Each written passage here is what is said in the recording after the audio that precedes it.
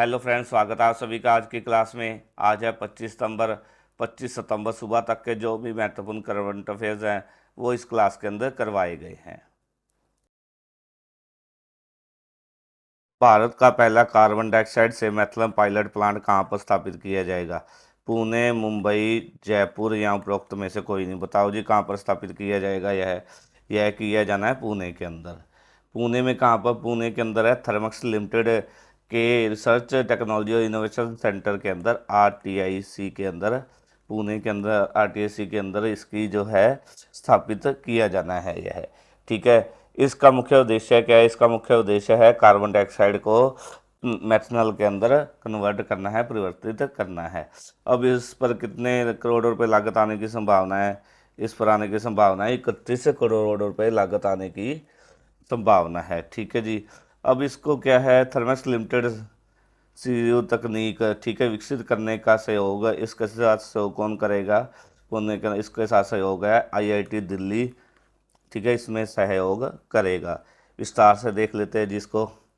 भारत का पहला carbon dioxide से मेथनॉल पायलट प्लांट पुणे के थर्मक्स लिमिटेड के रिसर्च टेक्नोलॉजी और इनोवेशन सेंटर में स्थापित किया जाएगा। ठीक है जी।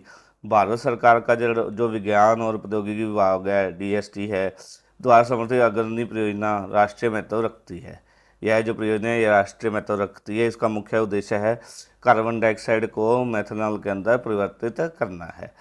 जो आईआईटी दिल्ली है वो इसमें सहयोग करेगी, इस तकनीक को विकसित करने के लिए सहयोग करेगी। ठीक है जी। इस पर कितने लाख रुपए, करोड़ रुपए लागत आने का अनुमान है? ये है 31 करोड़ रुपए। इस परियोजना पर 31 करोड़ रुपए लागत आने का अनुमान है। आगे है जी, हाल ही में श्रीलंका की प्रधानमंत्री किसे नियुक्त किया गया है? डॉक्टर हरिनी अमरसूरिया, अनुराग कुमार, विलियम गोपालवी या उपरोक्त में से कोई नहीं। किसे किया गया है जी प्रधानमंत्री नियुक्त? ये किया गया है, ऑप्शन 1 राइट आंसर है, डॉक्टर हरिनी अमरसूरिया को। ठीक है जी। इन्होंने किसका स्थान लिया है? इन्होंने दिनेश गुरुवर्धने का, दिनेश गुरुवर्धने का, ठीक है जी, का इन्होंने स्थान लिया है। यह क्या है? यह प्रधानमंत्री पद तक पहुंचने वाली तीसरी महिला है। ठीक है जी। और जो प्रधानमंत्री बनी है इस ये दो बनी है, टोटल दो बनी है। ठीक है जी। पहली प्रधानमंत्री कौन बनी थी? पहली थी सिरो सिरी मावो। ठीक है। भंडार नायके, नायके पहली प्रधानमंत्री थी। इनके बाद कौन बनी है? अब यह बनी है डॉक्टर हरिनी अमरसूरिया, श्रीलंका की दूसरी महिला प्रधानमंत्री बनी है। ठीक है जी। इनको कौन कौन सा विभाग सौंपा गया है? इन्होंने कौन कौन सा विभाग लिया है? न्याय, ठीक है जी, ठीक है, एजुकेशन, ठीक है जी, स्वास्थ्य हेल्थ, ठीक है, विभाग इनके द्वारा लिए गए हैं। आगे देख लेते हैं डिटेल में क्या है। डॉक्टर हरिनी अमर सूर्या श्रीलंका की प्रधानमंत्री बनी है। अमर सूर्या ने क्या है, प्रधानमंत्री दिनेश गुरुवर्धने का स्थान लिया, जिन्होंने क्या है हाल ही में राष्ट्रपति चुनाव के बाद अपना इस्तीफा दे दिया था। यह क्या श्रीलंका के इतिहास में दूसरी महिला प्रधानमंत्री है। पहली महिला प्रधानमंत्री की बात करें तो वो श्री मावो भंडार नायकी थी। इन्होंने क्या है न्याय, शिक्षा, श्रम, उद्योग, विज्ञान एवं प्रौद्योगिकी, स्वास्थ्य तथा निवेश मंत्रालयों का कार्यभार संभाला है। आगे महत्वपूर्ण बिंदु देख लेते हैं। उड़ीसा में क्या मुख्यमंत्री द्वारा सुभद्रा योजना शुरू की गई है? बॉलीवुड फिल्म निर्माता जो विनोद बच्चन है उनको कौन सा यूके संसद ने कौन सा पुरस्कार से सम्मानित किया है? उन्हें किया गया ग्लोबल प्रेस्टीज अवार्ड से सम्मानित किया गया है। ईरान के राष्ट्रपति के शब्द मसूद पेजेशकियान ने ली है। पहली बार श्रीलंका ने विश्व एशिया कप जीता है। जैसलमेर में 1 घंटे में 5 साल से अधिक पौधे लगाए गए और विश्व रिकॉर्ड इनके द्वारा बनाया गया है। जितेंद्र दे यादव ने क्या है एरोनॉटिकल डेवलपमेंट एजेंसी एडीए का डीजी नियुक्त किया गया है। इनको पदभार इन्होंने संभाला है। आगे है जी, हाल ही में भारत की नई एयरलाइन कौन सी है जिसे विमानन मंत्रालय द्वारा मंजूरी दी गई है? स्टार एयरलाइन है, स्टार लाइन एयरलाइन है, शंख एयरलाइन है, जेट एयरलाइन है या उपरोक्त में से कोई नहीं। किसको मंजूरी मिली है जी? ये मिली है, ऑप्शन 2 राइट आंसर है। शंख एयरलाइन को क्या है, हाल ही में विमानन मंत्रालय द्वारा मंजूरी दी गई है। अब इन्हें किससे मंजूरी लेनी पड़ेगी? अब इन्हें क्या है, डीजीसीए, ठीक है, विमानन मंत्रालय से तो मिल गई, अब इन्हें डीजीसीए से मंजूरी लेनी होगी। डीजीसीए कौन है? Director general of civil aviation से मंजूरी लेनी होगी। यह कि उत्तर प्रदेश की पहली एयरलाइन है, ठीक है जी। इससे क्या है, क्षेत्रीय गतिशीलता को बढ़ावा मिलेगा। आगे डिटेल में देख लेते हैं जी। शंख एयरलाइन को हाल ही में विमानन मंत्रालय की मंजूरी मिली है।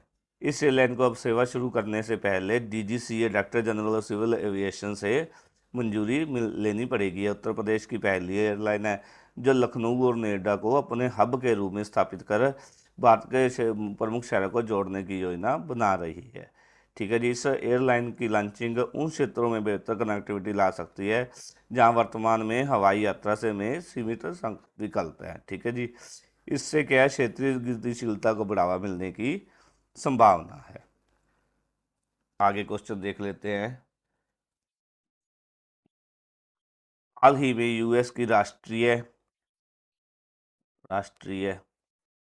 क्रिकेट लीग का आयुक्त किसे बनाया गया है?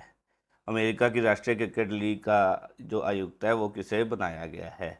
ये बनाया गया है हारून लोगार्ट को, ठीक है जी। हारून लोगार्ट को क्या है, अमेरिका की राष्ट्रीय क्रिकेट लीग का आयुक्त बनाया गया है।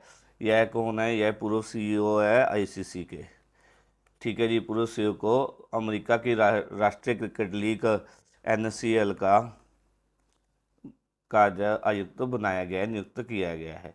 इस लीग का मुख्य उद्देश्य क्या है, राष्ट्रीय क्रिकेट लीग का, कि अमेरिका को क्रिकेट के अंदर लोकप्रिय बनाना है।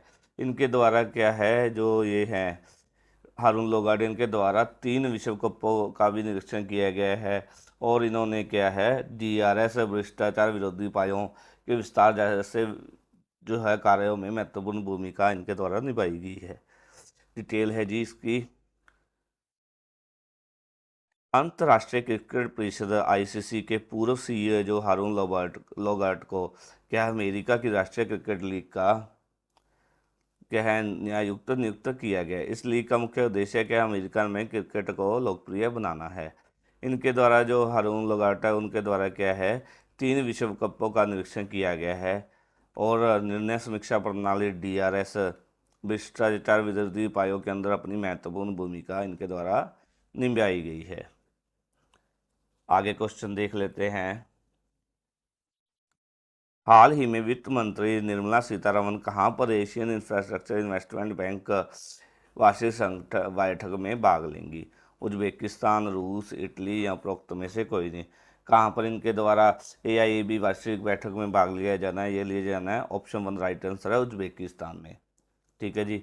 हाल में क्या है, जो वित्त मंत्री भारत की निर्मला सीतारमण द्वारा उज्बेकिस्तान के अंदर एशियन इंफ्रास्ट्रक्चर इन्वेस्टमेंट बैंक की वार्षिक बैठक में भाग लिया जाएगा। इस बैंक का यह बैंक है जो दूसरा सबसे बड़ा शेयरधारक है भारत का। बैठक की बहुपक्षीय चर्चाएं विकास के एजेंडे से सबसे संबंधित महत्वपूर्ण वैश्विक मुद्दों का व्यापक पहलुओं पर केंद्रित किया जाएगा। डिटेल में देख लेते हैं जिसको। हाल ही में जो भारतीय वित्त मंत्री निर्मला सीतारमण उनके द्वारा उज्बेकिस्तान में एशियन इंफ्रास्ट्रक्चर इन्वेस्टमेंट बैंक वार्षिक बैठक में भाग लिया जाएगा। यह क्या है, बैंक है जो दूसरा सबसे बड़ा शेयरधारक है भारत का। बैठक की जो बहुपक्षीय चर्चाएं वो विकास के एजेंडे से संबंधित महत्वपूर्ण वैश्विक मुद्दों के व्यापक पहलुओं पर केंद्रित होगी। यह बैठक है जो यात्रा के दौरान क्या है, सीतारमण जी द्वारा यात्रा के दौरान क्या है, भारत और उज्बेकिस्तान के बीच एक द्विपक्षीय निवेश संबंधी बीआईटी पर हस्ताक्षर किया जाएगा।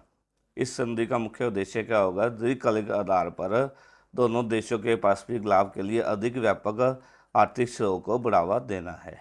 इस बैठक के अंदर कौन से 80 देशों तथा अन्य अंतर्राष्ट्रीय संगठनों के प्रतिनिधिमंडलों की भागीदारी होती है इस बैठक के अंदर। आगे नेक्स्ट क्वेश्चन देख लेते हैं जी हमारा। हाल ही में प्रधानमंत्री मोदी ने कहां पर समिट ऑफ द फ्यूचर को संबोधित किया? ये किया गया न्यूयॉर्क के अंदर, ठीक है जी। न्यूयॉर्क के अंदर क्या है, प्रधानमंत्री नरेंद्र मोदी ने समिट ऑफ द फ्यूचर को संबोधित किया है। इस जो समिट ऑफ द फ्यूचर है, इसके अंदर क्या है, बड़ी संख्या में विश्व भर के नेताओं ने भागीदारी की। इस समिट का मुख्य उद्देश्य क्या है, धरती के भविष्य को आने वाले खतरों से बचाना है। डिटेल है जी इसकी। प्रधानमंत्री नरेंद्र मोदी द्वारा न्यूयॉर्क में समिट ऑफ द फ्यूचर को संबोधित किया है। इसका जो है, इस समिट ऑफ द फ्यूचर के अंदर बड़ी संख्या में विश्व भर के नेताओं द्वारा भागीदारी की गई। इस समिट का मुख्य मकसद क्या है, धरती के विषय को आने वाले खतरों से बचाना है। समिट में क्या है, ग्लोबल पीस, तत्व विकास, क्लाइमेट चेंज, मानवाधिकार और जेंडर जैसे मुद्दों पर चर्चा की गई। आगे नेक्स्ट क्वेश्चन है जी, हाल ही में टाटा स्टील ने कहां पर सबसे बड़ा ब्लास्ट फर्नेस चालू किया गया है? गुजरात, उड़ीसा, मुंबई या उपरोक्त में से कोई नहीं। यह किया गया उड़ीसा के अंदर। उड़ीसा के अंदर क्या है, देश में स्टील स्टील बनाने की शुरुआत करने वाली कंपनी है जो टाटा स्टील, ठीक है। उनके द्वारा क्या है, सबसे बड़ा ब्लास्ट फर्नेस जो उड़ीसा के अंदर चालू किया गया है, ठीक है। और हम इस कंपनी का, टाटा स्टील का दावा क्या है, इसका दावा है कि यह भारत का सबसे बड़ा ब्लास्ट फर्नेस है, ठीक है जी। कंपनी ने क्या है, उड़ीसा के कलिंगन नगर में अत्याधुनिक ब्लास्ट फर्नेस की कल कमीशनिंग की गई है, 24 सितंबर को, ठीक है जी। आगे देख लेते हैं, हाल ही में केवीएस मनियन को किस बैंक का सीईओ बनाया गया है? Axis bank, yes bank, federal bank या उपरोक्त में से कोई नहीं। किस बैंक का बनाया गया है? ये बनाया गया, ऑप्शन 3 राइट आंसर है, फेडरल बैंक का।